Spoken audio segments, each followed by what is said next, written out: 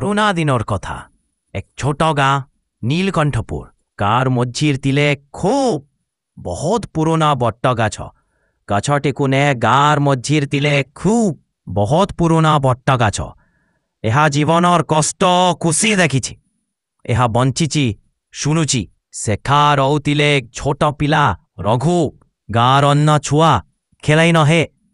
ସେ କିଛି ଶାନ୍ତ ଅଧିକ ଭାବୁ ପେନ୍ ହେଲେ କିଛି ଶୁଣା ନହେ।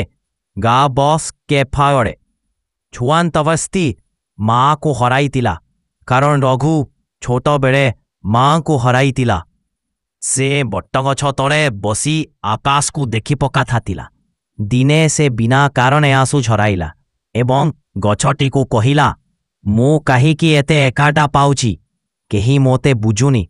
ସେତେବେଳେ ଦେନ୍ ହଳୁତ୍ ପବନ ବହିଲା। ଗଛରେ ପତ୍ର କରକରିଲା।